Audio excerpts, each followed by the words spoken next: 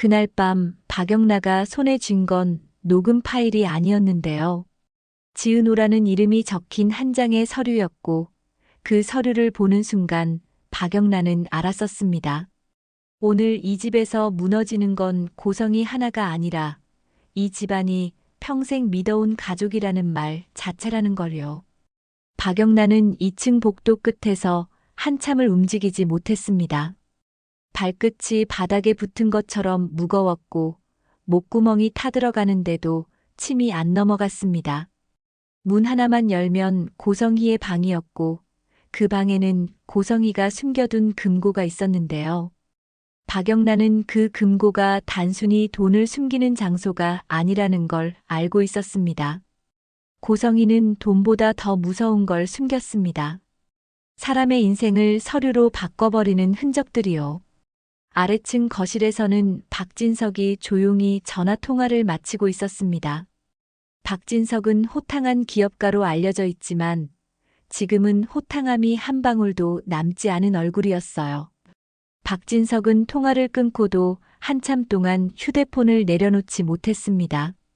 손이 떨리는 걸 들키기 싫어서였는지 아니면 그 손을 놓는 순간 뭔가가 끝나버릴 것 같아서였는지 박진석 본인도 구분이 안 됐습니다. 박성재 부사장은 거실 창가 쪽에 서 있었습니다. 박성재는 이 지역의 절친이고 아버지 박진석의 아들이며 집안에서는 늘 정리하는 역할을 해왔는데요. 오늘만큼은 정리할 수가 없었습니다. 머리로는 이미 결론을 내렸는데도 가슴이 계속 반대로 뛰었거든요. 어머니가 그럴 리 없다가 아니라 어머니가 그랬다면 내가 앞으로 어떻게 살아야 하냐라는 쪽으로요. 그리고 2층 난간 너머로 고성희의 방 문 앞에 선 박영란은 자기 숨소리가 너무 크게 들려서 무서웠습니다. 누가 들을까봐 무서운 게 아니라 자기 자신이 이 숨소리를 듣고 무너질까봐 무서웠어요. 박영란은 손바닥으로 입을 막고 조용히 문 손잡이를 잡았습니다. 문은 생각보다 쉽게 열렸습니다. 고성희는 늘 잠금과 보안을 입에 달고 살았는데요. 오늘따라 문이 열려 있다는 게 오히려 더 섬뜩했습니다. 들키지 않을 자신이 있는 사람은 이런 데서 방심하거든요. 방 안은 향수 냄새와 차가운 공기가 섞여 있었습니다. 박영란은 시선을 바로 금고 쪽으로 보냈습니다. 금고 앞에 서자 심장이 더 세게 뛰었습니다. 비밀번호를 누르는 손가락이 떨렸는데요. 박영란은 떨리는 손으로 숫자를 눌렀습니다. 고성희는 늘 자기 생일과 결혼기념일을 섞어 비밀번호를 정해두는 타입이었습니다. 가족의 기념일이 제일 안전하다는 말을 입버릇처럼 했거든요. 가족을 안전장치로 삼는 사람의 방식이었습니다. 철컥 문이 열렸습니다. 박영라의 눈앞에는 두꺼운 서류철이 줄지어 있었습니다. 현금은 맨 아래에 조금 위에는 서류가 대부분이었습니다. 돈보다 종이가 더 귀한 사람의 금고였는데요. 박영란은 서류철을 하나씩 넘기다가 어느 한 장에서 손이 멈췄습니다. 거기에 지은호라고 적혀 있었습니다. 지은호는 30세, 카페 매니저이자 인테리어 디자이너였고 밝고 책임감 강한 사람이었습니다.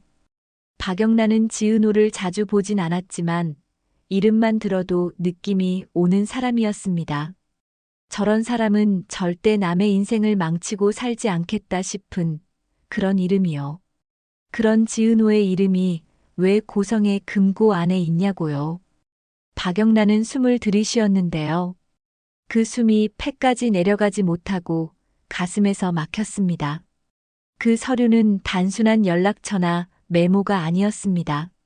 도장이 찍혀 있었고 날짜가 적혀 있었고 보관이라는 글자가 붉게 표시돼 있었습니다. 그리고 문장 사이사이에 고성의 특유의 필체로 짧은 메모가 있었습니다. 확보, 연결, 대체 같은 단어들이요. 박영란은 그 자리에서 알았습니다. 고성희가 사람을 볼 때 사람을 사람으로 보지 않는다는 걸요. 쓸모로 보는 사람이었습니다. 그때 뒤에서 아주 작은 소리가 났습니다. 박영란은 돌아보지 않았습니다. 돌아보는 순간 무너질 것 같아서요. 그런데 그 소리는 발자국이 아니라 고성이가 늘 차고 다니던 키링이 흔들리는 소리였습니다. 박영란은 그 키링 소리를 너무 잘 압니다. 어릴 때부터 그 소리는 이제 숨도 조심해야 한다는 신호였거든요. 박영란은 천천히 금고 문을 닫았습니다. 서류 한 장은 손에 숨겼습니다. 그리고 뒤돌았습니다. 고성이가 문 앞에 서 있었습니다. 고성이는 56세, 권력욕이 강하고 신분상승형 인물로 평소에도 표정이 쉽게 읽히지 않는 사람이었는데요. 오늘 고성의 표정은 더 묘했습니다. 놀란 얼굴도 화난 얼굴도 아니었습니다. 그냥 걸렸네라는 얼굴이었습니다.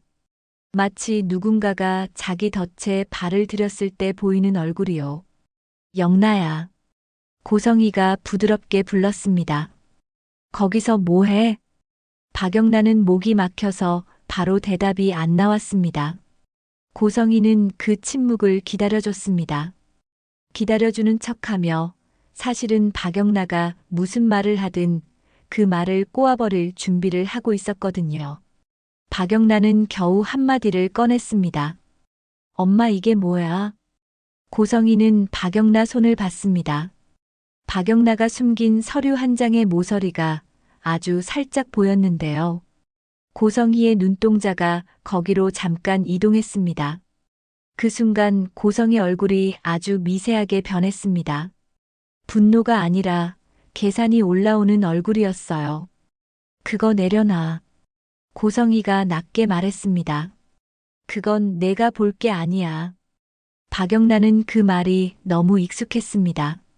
너는 몰라도 되라는 말로 박영란의 삶에서 너무 많은 것들이 사라졌거든요. 박영란은 그동안 참고 또 참았는데요. 오늘은 이상하게 참아지지 않았습니다. 아마도 이 서류에 지은호 이름이 있어서였을지도 모릅니다. 지은호는 박영란의 세계 밖에 있는 사람이고 고성이가 손대면 안 될 영역 같았거든요. 엄마가 지은호 씨까지 손댄 거야? 박영란가 물었습니다. 목소리가 떨렸는데요. 떨리는 이유가 무서워서만은 아니었습니다. 화가 나서도 떨렸습니다. 고성이는 웃었습니다. 웃으면서도 눈은 웃지 않았습니다. 영나야, 세상은 원래 다 엮여 있어. 내가 모를 뿐이지. 그 말이 박영란을 더 차갑게 만들었습니다. 박영란은 본능적으로 주머니 속 휴대폰을 눌렀습니다. 녹음 버튼이 이미 켜져 있었습니다. 박영란은 그 버튼을 켜는 순간 딸이 아니라 증인이 되기로 결정한 거였는데요. 그 결정이 박영란의 가슴을 찢어놓는 줄 알면서도 멈추지 않았습니다. 엄마. 박영란가 다시 물었습니다. 그럼 김다정 이모랑 조옥래 할머니는? 고성이는 잠깐 눈을 가늘게 떴습니다. 김다정과 조옥래라는 이름이 나오자 고성이는 오히려 기분이 좋아 보였습니다. 그 이름들이 성공의 증거처럼 느껴졌던 모양입니다. 그 사람들, 고성이가 아무렇지 않게 말했습니다. 아직도 그 집이랑 엮이고 싶어? 내가 그렇게 고집 부리니까 내가 정리 좀 해준 거지. 정리. 그 단어가 박영란의 머리를 쾅 치고 지나갔습니다. 박영란은 그제야 확신했습니다. 며칠 전 이지환이 겪었던 사고 같은 위협이 우연이 아니었다는 걸요. 이지환은 30세, 이 지역의 동생이고 박영란의 운전기사 겸 보디가드였습니다. 상처받은 연애 경험이 있는 사람이라 쉽게 마음을 내주지 않는 타입이었는데요. 박영란가 그 사람의 조용한 배려에 기대기 시작했을 때 고성이는 정확히 그 지점을 칼로 잘라내려 했습니다. 사람을 자르는 방식으로요. 박영란은 숨이 차올라서 일부러 한 번 더 물었습니다. 엄마가 정말 사람을 쓴 거야? 고성이는 고개를 아주 조금 끄덕였습니다. 마치 그 정도는 당연하다는 듯이요. 영나야, 내가 너 위해서 어디까지 가는 줄 알아? 너 살려면 내 옆에 있는 불순물부터 치워야 돼. 그 순간 박영란은 울컥했습니다. 불순물? 박영란 목소리가 갈라졌습니다. 이지환 오빠가, 고성이가 단호하게 말했습니다. 그래. 그리고 그 집. 고성이는 김다정과 조옥래가 있는 쪽을 말할 때 사람을 말하는 게 아니라 장애물을 말하는 것처럼 말했습니다. 너는 그쪽에 발 들이면 끝이야. 내가 내 딸이면 내 방식으로 살아야 해. 박영란은 그 말에 무너질 뻔했는데요. 그때 갑자기 떠오른 얼굴이 있었습니다. 박진석이었습니다. 박진석은 고성희의 남편이자 박영란의 아버지입니다. 박진석은 늘 고성희가 하는 일을 집안일로 덮어버리는 사람이었는데요. 오늘은 덮을 수 없게 만들어야 했습니다. 박영란은 지금 이 말을 누군가에게 들려줘야 했습니다. 그래야 멈춥니다. 박영란은 울면서도 아주 또박또박 말했습니다. 엄마 그 말 다시 한 번만 해봐. 고성희는 그 요청을 이상하게 받아들였을까요? 아니면 딸이 결국 자기에게 무릎 꿇는 과정이라고 착각했을까요? 고성희는 오히려 더 기세등등하게 말했습니다. 내가 시켰어. 더 깔끔하게 하라고도 했고. 그 문장이 녹음됐습니다. 박영란의 손이 떨렸습니다. 하지만 휴대폰은 놓치지 않았습니다. 박영란은 그제야 눈물이 제대로 나왔는데요. 눈물은 고성희 앞에서는 보이면 안 된다고 배웠지만 오늘은 보였습니다. 그 눈물은 엄마 무서워가 아니라 엄마를 멈춰야 해였거든요. 박영란은 그날 밤 방에 들어가 문을 잠그고서 녹음을 다시 들었습니다. 자기 귀로 들어도 믿기지 않았습니다.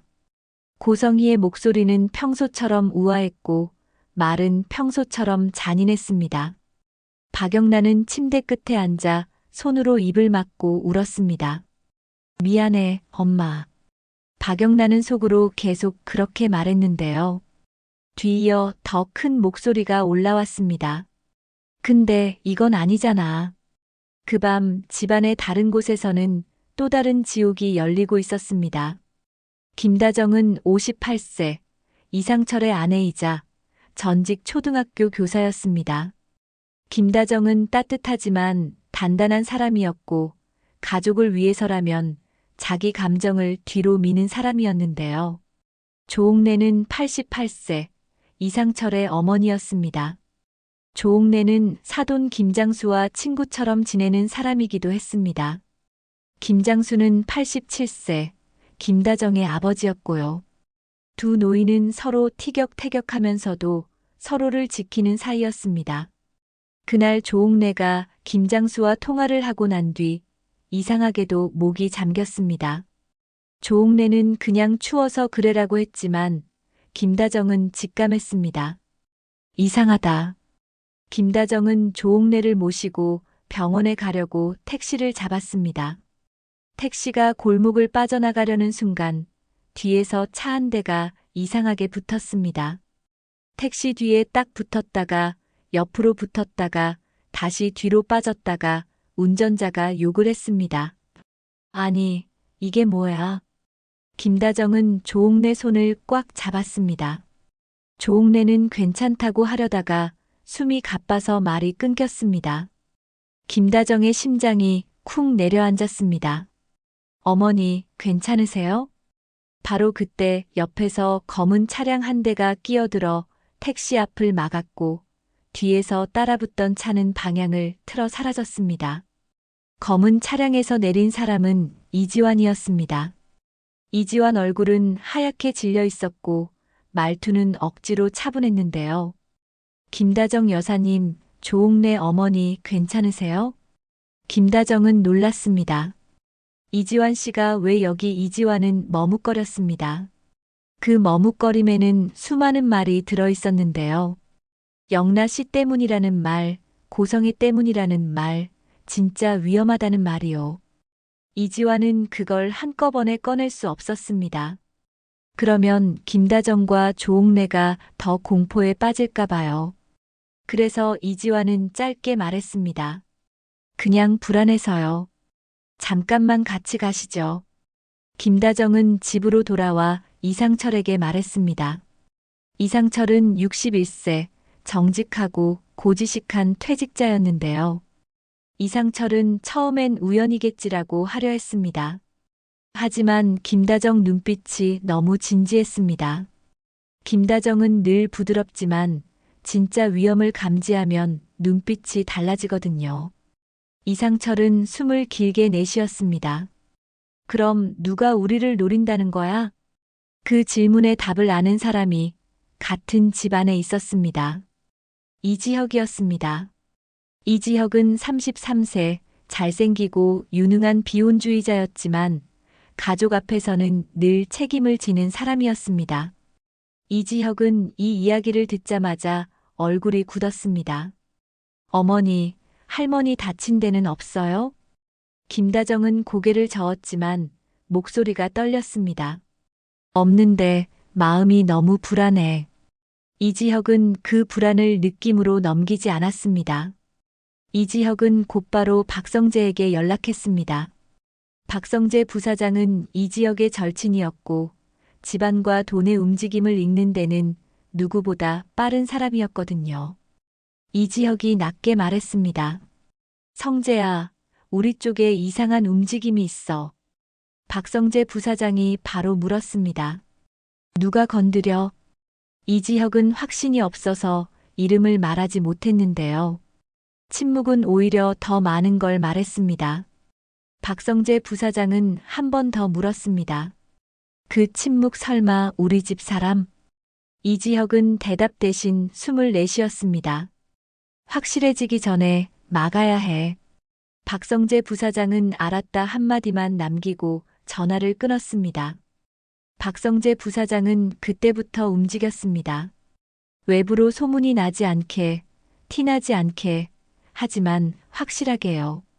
박성재 부사장은 자신의 네트워크를 동원해 조옥래와 김다정의 동선을 확인하고 주변에 이상한 차량이 붙는지 체크했고 필요한 곳에는 사람을 붙였습니다. 박성재 부사장은 냉정해 보이지만 그날만큼은 마음이 크게 흔들리고 있었습니다. 박성재 부사장은 지은호를 좋아했습니다. 지은호는 밝고 성실했는데요. 지은호는 이지혁을 오래 짝사랑했다가 거절당한 사람입니다. 박성재 부사장은 그걸 알고 있었고 그 사실이 늘 가슴을 찔렀습니다. 그런데 이상하게도 위기 상황에서 박성재 부사장은 더 지은호를 떠올렸습니다. 지은호 같은 사람이 이런 일에 끌려 들어오면 안 된다고 느꼈거든요. 박성재 부사장은 결국 지은호가 있는 카페로 찾아갔습니다. 지은호는 카페 한쪽에서 인테리어 도면을 펼쳐놓고 있었는데요. 지은호는 손님에게 웃던 표정을 지우고 박성재 부사장을 보며 당황했습니다. 부사장님이 여기까지 무슨 일이세요? 박성재 부사장은 웃어 보였지만 눈은 진지했습니다. 지은호 씨, 요즘 이상한 일 없어요? 누가 따라다닌다든지. 지은호는 순간 굳었습니다. 지은호는 밝은 척을 잘하지만 겁을 숨기는데도 익숙한 사람이었습니다. 지은호는 애써 웃었습니다. 그런 거 없어요. 박성재 부사장은 그 웃음이 없다가 아니라 말하고 싶지 않다라는 걸 알아챘습니다. 박성재 부사장은 더 캐묻지 않았습니다. 대신 아주 낮게 말했습니다.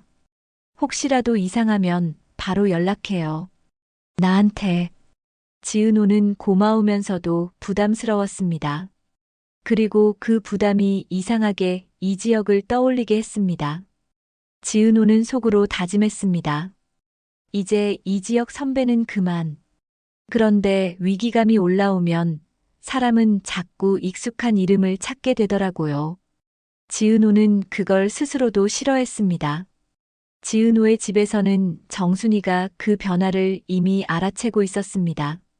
정순이는 65세, 식당을 운영하며 남편 없이 딸과 아들을 키웠습니다.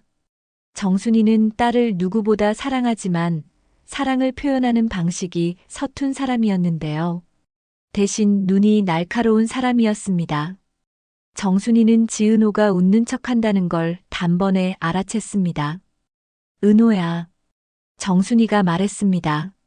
너 요즘 눈이 바쁘다. 무슨 일 있지? 지은호는 웃었습니다. 엄마, 그냥 바빠서 그래.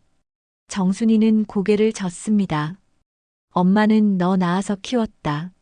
너 겁먹을 때 표정이 어떻게 되는지 알아. 그 말에 지은호는 울컥했습니다. 지은호는 결국 솔직하게 말했습니다. 나도 잘 모르겠어. 그냥 이상해. 정순이는 그 말을 듣고 아주 조용히 고개를 끄덕였습니다. 이상한 건 이유가 있다. 그 이유를 찾아. 그런데 그 이유를 돈으로 바꾸려는 사람이 같은 집에 있었습니다. 지강호입니다.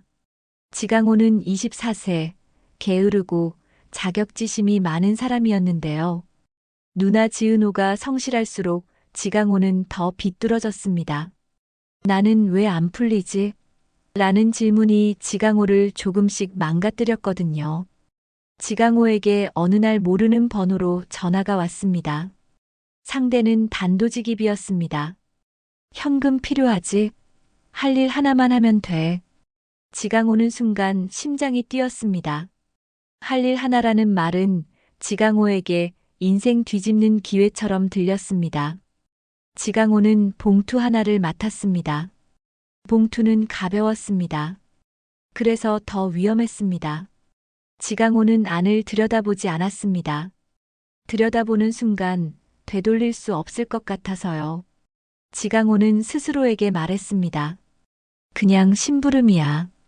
그 심부름이 누군가의 목숨과 서류와 비밀을 잇는 고리라는 걸 지강호는 그때 몰랐습니다. 며칠 뒤 더 큰 위험이 터졌습니다. 이번엔 붙었다가 사라지는 차량 같은 경고 수준이 아니었습니다. 조옥래와 김다정이 식사를 마치고 돌아오던 밤, 도로 한복판에서 차량이 붙었습니다. 이번엔 정말로 들이받을 각이었습니다. 김다정은 창밖을 보고 얼어붙었고 조옥래는 숨이 차올라 김다정 손을 더 꽉 잡았습니다. 그때 또 다른 차량이 미친 듯이 끼어들어 두 차량 사이를 가로막았습니다. 충돌 소리가 공기를 찢었고 금속이 찌그러지는 소리가 이어졌고 사람들의 비명이 섞였습니다. 김다정은 본능적으로 조옥래를 감싸 안았습니다. 어머니, 괜찮으세요? 조옥래는 산소가 부족한 듯 숨을 헐떡였습니다. 다정아, 살아야 한다. 가해 차량 운전자가 끌려 나왔습니다. 운전자는 두 손을 들고 소리쳤습니다. 저는 시킨 대로 한 거예요. 그 말이 나오자 이지혁의 얼굴이 얼어붙었습니다. 이지혁은 그 순간 확신했습니다. 이건 사고가 아니라 의뢰입니다. 누군가가 돈으로 사람을 움직였습니다. 운전자는 입을 다물려 했지만 이미 늦었습니다.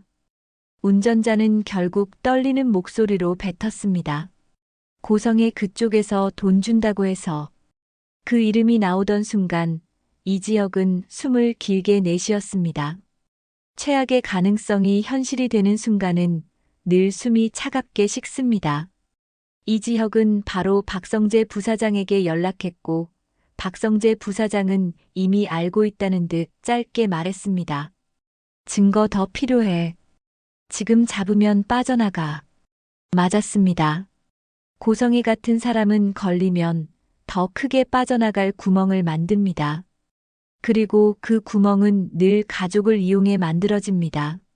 그래서 그날부터 가장 잔인한 선택이 시작됩니다. 살아있는 사람을 죽은 사람처럼 만드는 선택이요. 김다정과 조옥래는 병원 특실로 옮겨졌습니다. 이상철은 특실 문 앞에서 주저앉았습니다. 이상철은 고지식한 사람이라 연극이 몸에 맞지 않았습니다. 이상철은 울면서도 화를 냈습니다. 왜 이런 짓까지 해야 해? 김다정은 울면서도 이상철 손을 잡았습니다. 당신, 나도 무서워. 근데 우리 이번에 끝내야 해. 조옥래는 산소줄을 끼고도 눈빛이 살아 있었습니다. 조옥래는 이상철에게 낮게 말했습니다. 상철아, 울어도 된다. 근데 내 탓하지 마라. 나쁜 놈을 잡아야지. 이수빈도 병원에 있었습니다.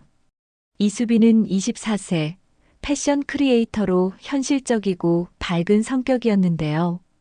이수빈은 울면서도 머리를 굴렸습니다. 오빠, 사람들이 알게 되면 우리 끝이야. 소문이 더 빨라. 이수빈은 이 판이 법만으로 끝나지 않는다는 걸 알고 있었습니다. 사람의 입이 칼이 되는 세상이니까요. 이지화는 죄책감으로 얼굴이 하얗게 질려 있었습니다. 이지화는 박영나를 떠올렸습니다. 박영나 때문에 시작된 판이 아니라 박영나가 희생양이 된 판이라는 것도 알았는데요. 이지화는 자꾸 자책했습니다. 내가 영나 씨 옆에 있지 않았다면. 그런데 동시에 또 다른 생각이 올라왔습니다. 내가 영나 씨 옆에 없었다면 영나 씨는 혼자 무너졌을지도 몰라. 그 두 생각이 이지환을 갈라놓았습니다. 이지혁은 그 특실 안에서 가장 잔인한 말을 해야 했습니다. 이지혁은 낮게 말했습니다. 고성이가 방심해야 합니다. 고성이가 이겼다고 믿게 만들어야 해요. 이상철이 벌떡 일어났습니다. 그럼 우리 가족을 죽었다고 믿게 하자고. 이지혁은 고개를 끄덕였습니다. 잠깐만요. 정말 잠깐만. 그래야 고성이가 입을 열어요.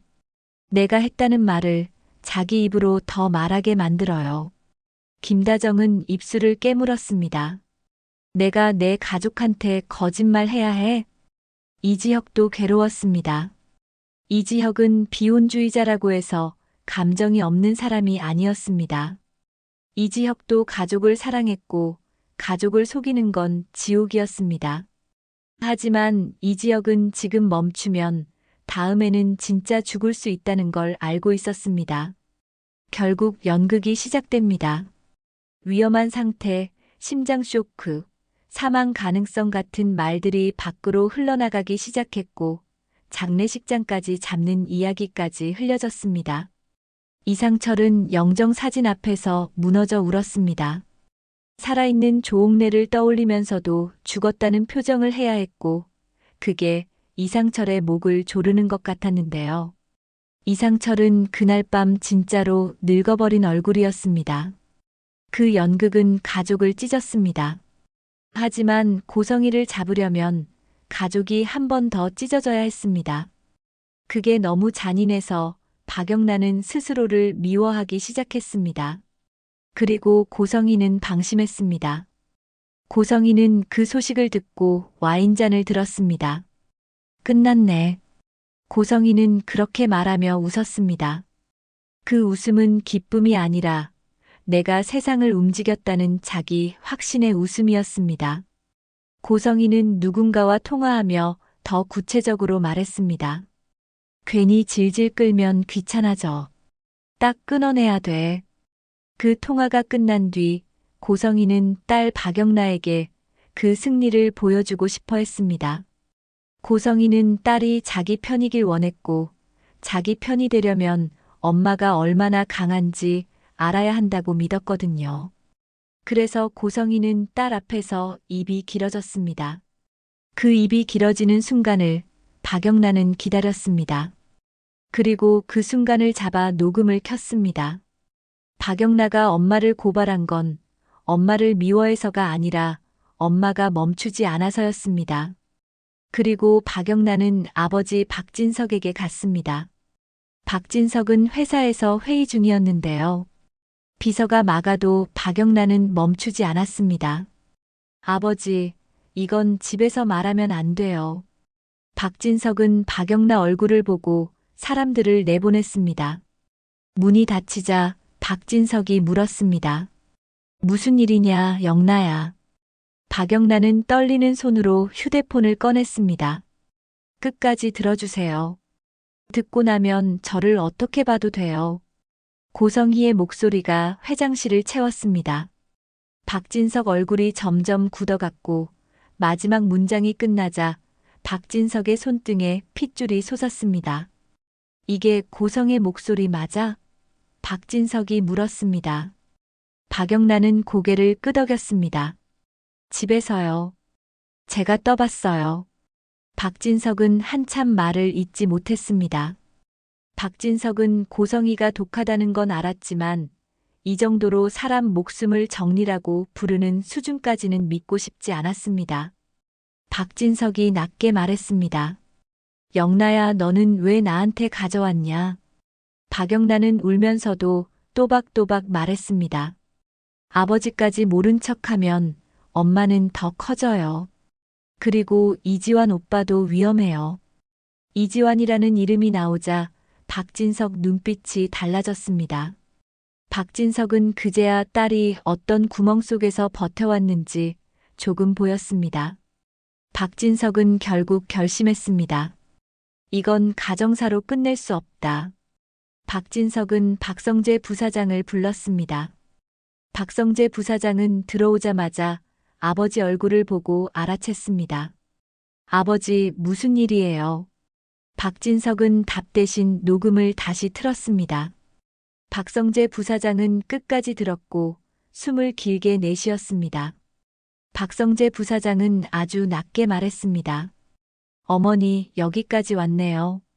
그 말에는 분노도 있었고 절망도 있었고 묘한 체념도 있었습니다. 박성재 부사장은 어머니 고성희를 좋아했던 적이 없습니다.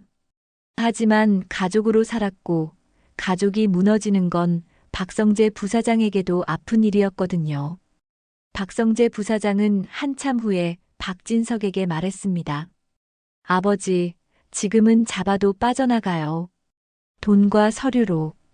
박진석이 고개를 끄덕였습니다. 그래서 금고를 열었다. 그날 밤 박진석은 고성희의 금고를 열었습니다.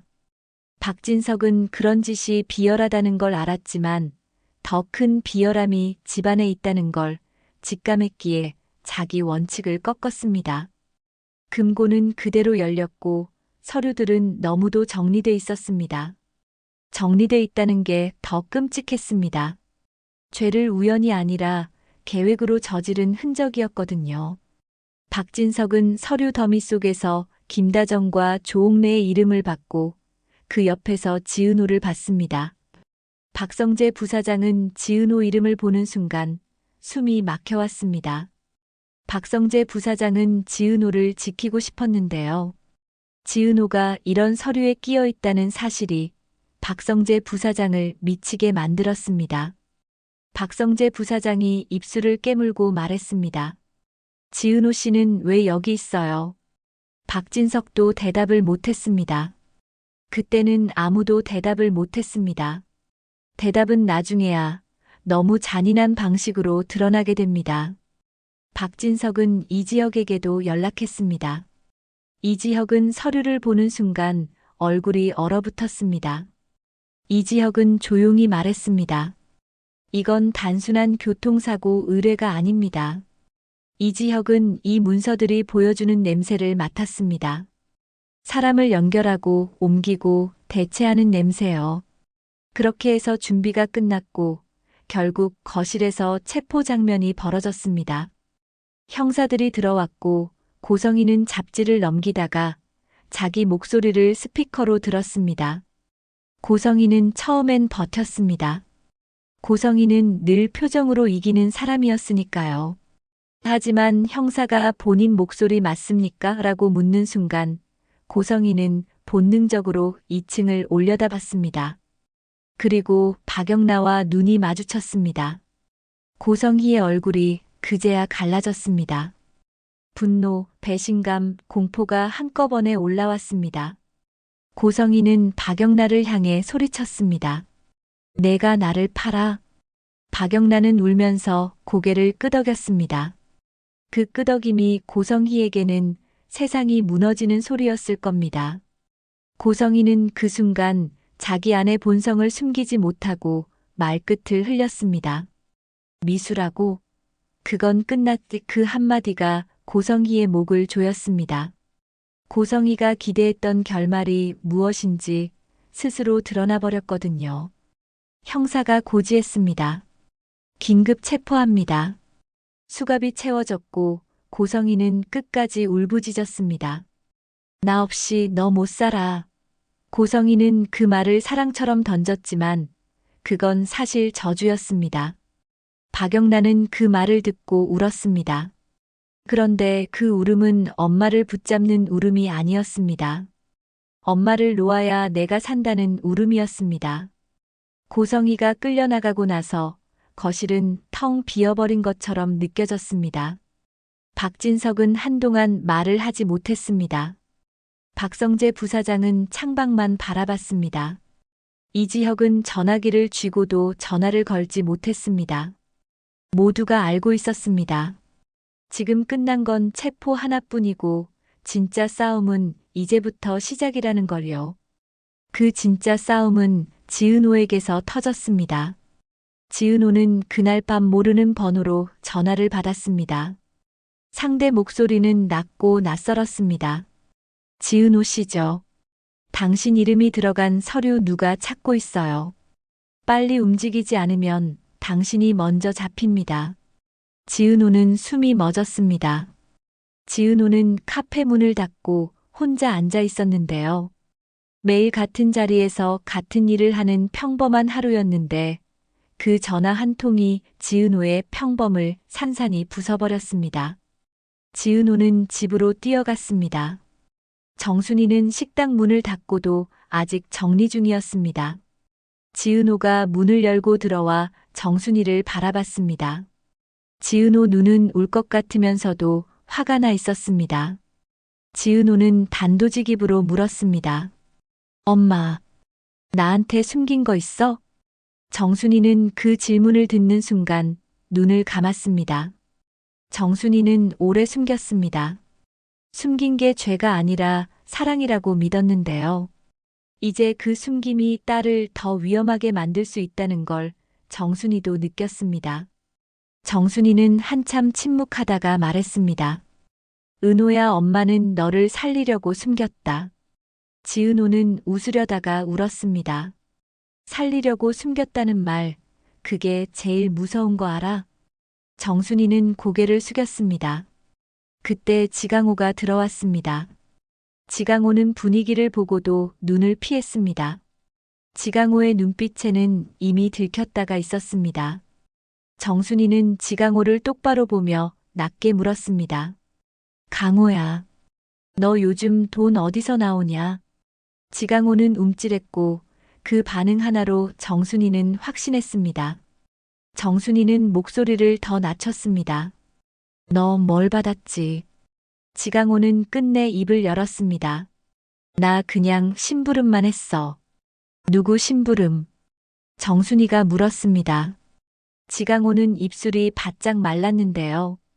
그때 지강호가 처음으로 깨달았습니다.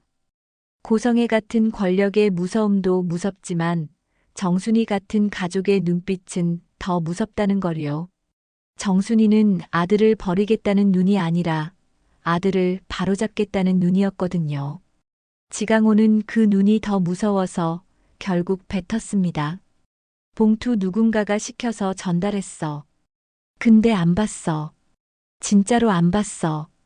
지은호는 지강호를 바라보며 분노가 치밀었습니다. 너 또 이런 짓 했어, 지강호. 지강호는 변명하려다가 멈췄습니다. 변명하면 더 나빠질 것 같아서요. 지강호는 고개를 숙였습니다. 미안해. 정순이는 그 자리에서 지강호의 휴대폰을 뺏었습니다. 정순이는 연락 기록을 봤습니다. 낯선 번호가 찍혀 있었습니다. 정순이는 그 번호를 보며 얼굴이 굳었습니다. 정순이는 그 번호를 기억하고 있었습니다. 오래전, 아주 오래전 정순이 인생을 한번 뒤흔들었던 어떤 날의 번호와 비슷한 패턴이었거든요. 정순이는 그 자리에서 지은호를 바라봤습니다. 정순이의 눈빛이 흔들렸습니다.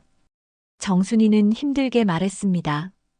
은호야, 우리 이 판에서 도망 못 간다. 지은호는 심장이 내려앉았습니다. 엄마, 대체 뭔데? 정순이는 대답을 못했습니다. 왜냐하면 정순이가 가진 진실은 말하는 순간 딸을 무너뜨릴 수 있는 종류였거든요.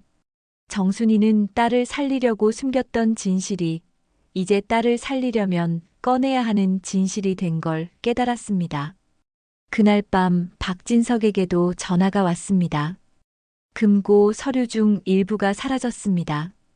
박진석은 얼굴이 굳었습니다. 박성재 부사장도 같은 소식을 들었습니다. 박성재 부사장은 이를 악물었습니다. 이지혁도 전화기를 쥔 채 눈을 감았습니다. 고성이는 잡혔습니다. 그런데 고성이가 숨긴 서류 일부는 누군가가 이미 빼돌렸습니다. 그 말은 곧 고성이가 혼자 하지 않았을 가능성이 있다는 뜻이었습니다. 공범이 있다면 공범은 고성이가 믿고 쓸 수 있는 사람일 가능성이 컸습니다.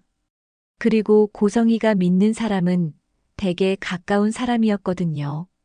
박진석이 낮게 말했습니다. 내가 제일 두려운 건 그게 우리 집안 사람일 수도 있다는 거다. 박성재 부사장은 고개를 들었습니다. 박성재 부사장은 그 말이 무슨 뜻인지 정확히 알았습니다. 박성재 부사장은 한참 후에 낮게 말했습니다. 아버지, 그럼 영락까지도 위험해요. 박영란은 그 말을 듣는 순간 숨이 멎었습니다. 박영란은 엄마를 고발했지만 엄마의 판이 끝날 거라 믿고 싶었습니다. 그런데 끝이 아니었습니다. 고성이는 수갑을 차고도 판을 계속 움직일 수 있는 사람이고 그 판은 돈과 서류와 사람의 약점을 먹고 자랐습니다. 박영란은 결국 이지환에게 연락했습니다. 이지환은 당장 달려왔습니다. 이지환은 박영란을 보자마자 표정이 무너졌습니다.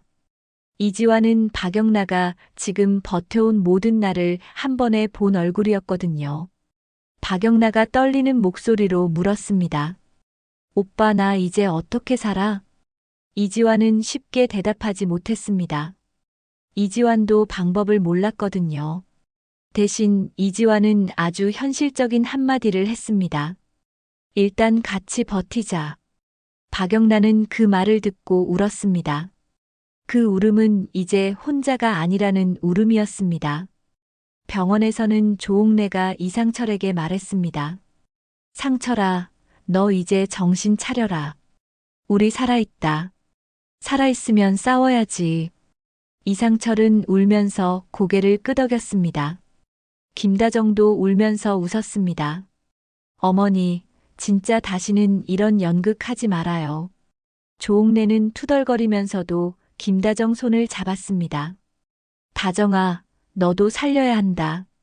이수빈은 휴대폰을 쥐고 세상 반응을 체크하며 우리 가족을 지킬 말을 준비하고 있었습니다. 소문이 먼저 우리를 죽일 수도 있어. 이수빈은 이지혁에게 말했고 이지혁은 고개를 끄덕였습니다. 이지혁은 AP 인수전이라는 전쟁도 동시에 치러야 했습니다. 회사는 회사대로 흔들릴 수 있었고 가족은 가족대로 찢어질 수 있었습니다. 이지혁은 두 전쟁을 동시에 버틸 얼굴을 만들어야 했는데요. 그 얼굴을 만드는 일이 이지혁을 조금씩 마르게 만들었습니다. 박성재 부사장은 더 크게 흔들렸습니다. 지은호가 위험하다는 소식이 들어왔기 때문입니다.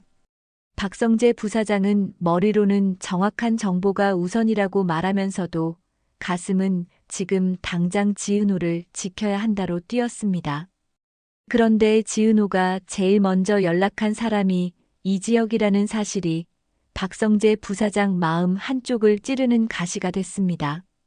박성재 부사장은 스스로에게 화가 났습니다. 지금 이런 상황에서 내가 질투를 해? 박성재 부사장은 질투를 삼키고 냉정해지려 했는데요. 냉정해지려 할수록 마음은 더 뜨거워졌습니다. 박성재 부사장은 결국 지은호에게 직접 연락합니다. 지은호 씨, 지금 어디예요? 지은호는 목소리가 떨렸습니다. 집이에요. 엄마랑 박성재 부사장은 바로 말했습니다. 혼자 움직이지 말아요. 누가 오면 절대 문 열지 말고 내가 사람 보내요. 지은호는 고맙다고 말하려다가 입술을 깨물었습니다. 지은호는 스스로에게 물었습니다. 왜 나는 늘 누군가의 도움을 받아야 하지? 하지만 그 질문을 하는 순간에도 지은호는 살아야 했습니다. 정순이는 지은호 앞에 낡은 상자 하나를 꺼내놓습니다. 정순이는 손이 떨렸습니다. 정순이가 이렇게 떨리는 걸 지은호는 처음 봤습니다. 정순이는 늘 단단했거든요. 정순이는 상자를 열어 봉투를 꺼내고 지은호에게 내밀었습니다. 은호야, 이걸 너한테 줘야 할 때가 온 것 같다. 지은호는 봉투를 열었습니다. 사진 몇 장과 서류 몇 장이 들어 있었습니다. 지은호는 글자를 읽는 순간 손이 떨렸습니다. 그 서류는 출생과 보호와 포기 같은 단어들이 섞여 있었고, 지은호가 평생 한 번도 들어본 적 없는 이름들이 적혀 있었습니다. 그리고 그 서류의 모서리에 누군가의 메모가 있었습니다. 지은호가 그 메모의 필체를 본 순간 심장이 내려앉았습니다. 그 필체는 고성희의 필체였습니다. 지은호의 눈이 커졌습니다. 엄마, 이게 왜 고성희가 왜? 정순이는 울면서 고개를 숙였습니다. 엄마가 너를 살리려고 숨겼다 했지. 정순이 목소리가 갈라졌습니다. 그때 너를 노린 사람이 고성희였어. 지은호는 숨을 못 쉬었습니다. 지은호는 밝은 사람인데요. 밝은 사람은 진짜 위기가 오면 어느 순간 밝음을 내려놓고 살아남는 얼굴을 합니다. 지은호는 그 얼굴로 정순이를 바라봤습니다. 그럼 나는 대체 누구야? 정순이는 대답을 끝까지 못했습니다. 정순이는 말하는 순간 딸이 무너질까봐 무서웠습니다. 그리고 정순이도 아직 확신하지 못하는 조각들이 있었습니다. 하지만 하나는 분명했습니다. 지은호가 우연히 고성희의 금고 서류에 들어간 게 아니라는 것. 그 순간 지은호의 휴대폰이 울렸습니다. 문자 한 줄이었습니다. 서류는 이미 이동 중. 지은호를 먼저 잡는 쪽이 이긴다. 지은호는 그 문장을 읽고 다리가 풀렸습니다. 나를 잡는다는 말은 단지 서류 싸움이 아니라는 걸 지은호는 직감했습니다. 누군가가 지은호를 사람으로 보지 않고 부품으로 본다는 느낌이 들었거든요. 지은호는 그 자리에서 이지혁에게 전화를 걸었습니다. 지은호는 이지혁을 짝사랑했다가 거절당한 사람이라 전화 한 통이 자존심을 찢는 일이었는데요. 지금은 자존심 따질 때가 아니었습니다. 이지혁 선배, 지은호 목소리가 떨렸습니다. 저 지금 제 이름이 이상해요. 누가 제 이름으로? 이지혁은 그 한마디에 목소리가 낮아졌습니다. 지은호 씨, 혼자 있어? 지은호는 엄마랑 있어요 라고 말했고, 이지혁은 숨을 들이쉬었습니다. 거기서 절대 움직이지 마요. 그리고 지금부터 내가 하는 말만 들어요. 지은호는 그 순간 울컥했습니다. 지은호는 오랫동안 나 혼자 해낼 수 있다고 믿으며 버텼는데요. 사실은 늘 누군가에게 기대고 싶었습니다. 기대면 안 된다고 배웠을 뿐이었습니다. 그때 박진석도 결정을 내립니다. 박진석은 고성희를 아내로 끝내지 않기로요. 박진석은 변호사에게 말했습니다. 이 집은 가정사가 아니라 범죄 현장이다. 박진석은 평생 지켜온 마지막 선을 스스로 걷어찬 느낌이었는데요. 박진석은 그 선을 지키다가 딸과 아들을 잃을 것 같았습니다. 그래서 박진석은 선을 버렸습니다. 버린 게 아니라 다른 선을 선택한 겁니다. 가족을 지키는 선을요. 박영란은 조사실 밖에서 고성희의 목소리를 들으며 다시 흔들립니다. 고성희는 끝까지 박영란을 죄인으로 만들려 했습니다. 딸이 엄마를 모함했다는 말을 흘리고 박영란을 배은망덕한 애로 만들려 했습니다. 고성희는 울먹이는 척을 했지만 눈빛은 울지 않았습니다. 고성이는 진짜로 슬퍼서 우는 사람이 아니라 울어서 상황을 움직이는 사람이었거든요. 박영란은 그 말에 스스로를 의심할 뻔했습니다. 내가 진짜 나쁜 딸인가? 그 생각이 들어오는 순간 박영란은 스스로를 붙잡았습니다. 고성이는 늘 그렇게 사람을 무너뜨렸습니다. 상대가 스스로를 의심하게 만들고 그 의심이 상대를 약하게 만들고 약해진 상대를 다시 밟는 방식으로요. 박영란은 이지환의 말을 떠올렸습니다. 너 혼자 다 짊어지지 마. 박영란은 숨을 들이쉬었습니다. 그래, 혼자가 아니다. 박영란은 박진석을 떠올렸고, 박성재 부사장을 떠올렸고, 이지혁을 떠올렸고, 김다정과 이상철과 조옥래와 이수빈을 떠올렸습니다. 그리고 지은호를 떠올렸습니다. 지은호는 지금 자기 인생의 뿌리가 흔들리고 있었습니다. 박영란은 결심했습니다. 이 판은 고성이 하나 잡았다고 끝나면 안 된다. 고성이의 금고에서 사라진 서류, 지은호에게 날아든 문자, 지강호가 전달한 봉투, 정순이가 숨긴 상자, 이 모든 게 한 줄로 이어져 있었습니다. 그 줄 끝에는 분명 사람을 움직이는 누군가가 있습니다. 고성이가 감옥에 들어가도 그 누군가가 계속 움직이면 또 누군가가 다칩니다. 박영란은 이제 그걸 알았습니다. 엄마를 잡는 건 시작일 뿐이고 판을 잡아야 끝이 난다는 걸요. 그리고 그 판을 잡기 위한 다음 움직임이 조용히 시작됩니다. 박성재 부사장은 지은호를 보호하기 위해서라도 집안에서 사라진 서류가 어디로 갔는지 찾아야 했습니다.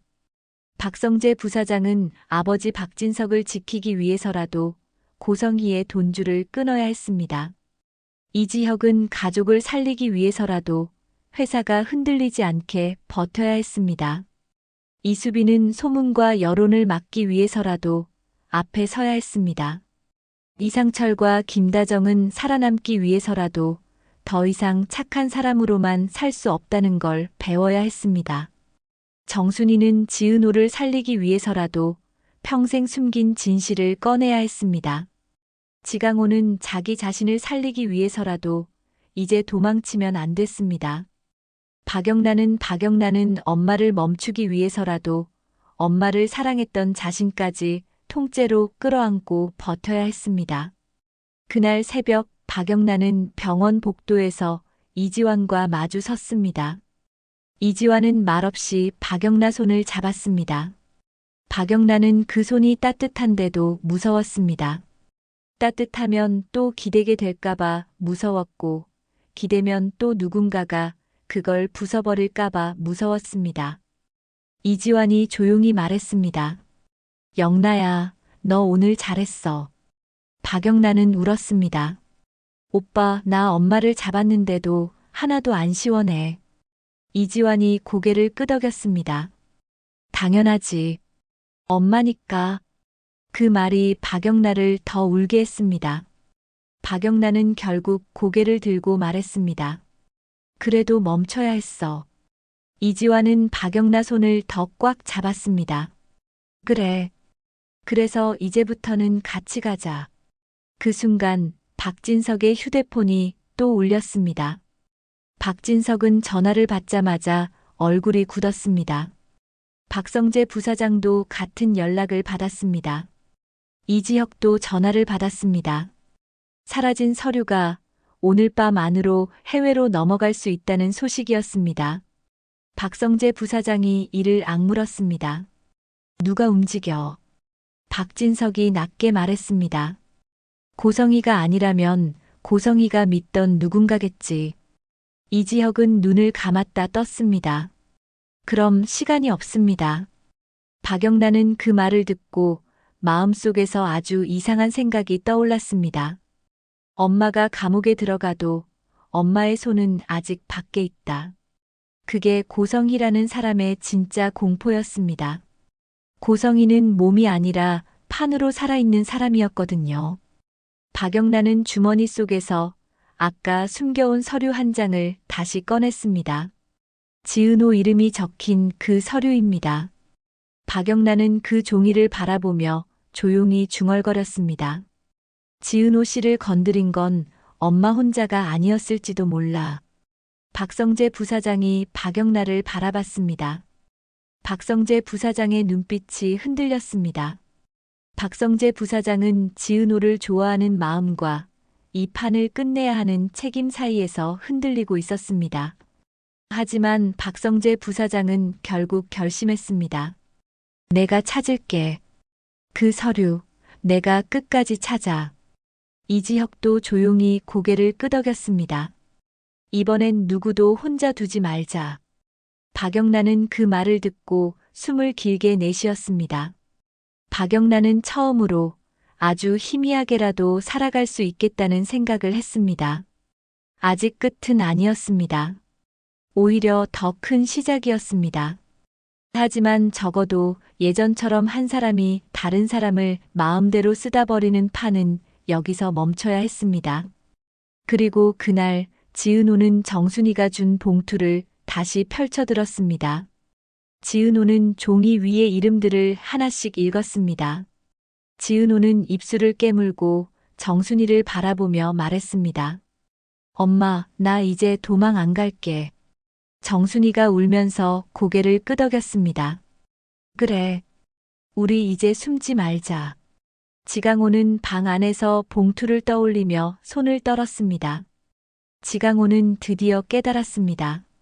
자기가 건드린 건 돈이 아니라 사람이라는 걸요. 지강호는 조용히 중얼거렸습니다. 나 이번엔 진짜 책임질게. 그 말이 얼마나 진짜인지는 이제부터 증명해야 했습니다. 고성이는 조사실 안에서 여전히 웃고 있었을지도 모릅니다. 고성이는 난 피해자야라고 말하며 여전히 누군가를 흔들려고 했을지도 모릅니다. 하지만 고성이가 모르고 있는 게 하나 있었습니다. 고성이가 평생 믿던 딸은 결국 내 편이라는 공식이 깨졌다는 것.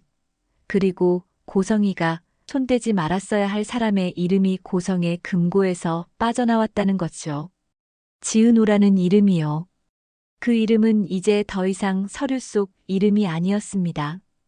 지은호는 살아 움직이는 사람이었고 정순이는 더 이상 숨지 않기로 했고 박성재 부사장은 감정이 흔들려도 끝까지 가기로 했고 박진석은 아내를 버텨주지 않기로 했고 이지혁은 가족과 회사를 동시에 지키기로 했고 이수빈은 세상과 싸울 말을 준비했고 이지환은 박영라의 손을 놓지 않기로 했고 김다정과 이상철과 조옥래는 더 이상 당하기만 하는 가족이 아니기로 했습니다. 이제 남은 건 하나였는데요. 사라진 서류를 누가 빼돌렸는지, 그리고 그 서류가 어디로 가는지, 그 끝에서 누가 웃고 있는지입니다. 그 사람은 고성희보다 더 조용할 수도 있고 더 가까운 사람일 수도 있습니다. 어쩌면 고성희가 감옥에 들어간 순간부터 진짜 판의 주인이 드러나기 시작할지도 모릅니다. 박영란은 마지막으로 서류를 접어 품에 넣었습니다. 그리고 아주 낮게 말했는데요. 이 말은 누구에게 들려주기 위한 말이 아니라 자기 자신을 붙잡기 위한 말이었습니다. 엄마를 잡은 게 끝이 아니야. 이제부터 판을 끝내야 해. 그 순간 휴대폰에 또 하나의 메시지가 떴습니다. 발신자는 표시되지 않았습니다. 문장은 짧았습니다. 지은호의 서류를 가진 사람은 당신이 매일 보는 얼굴이다. 박영라의 손이 굳었습니다. 박성재 부사장의 숨이 멎었고 박진석의 눈빛이 차갑게 내려앉았고 이지혁은 고개를 들었습니다. 그리고 누군가의 얼굴이 동시에 떠올랐습니다. 하지만 그 얼굴을 입 밖으로 내뱉는 순간 이 판은 더 잔인해질 겁니다. 그래서 박영란은 말하지 않았습니다. 아직은요. 아직은 잡을 때가 아닙니다. 다만 한 가지는 확실했는데요. 이 이야기는 여기서 끝나는 게 아니라 여기서부터 더 무섭게 시작된다는 겁니다.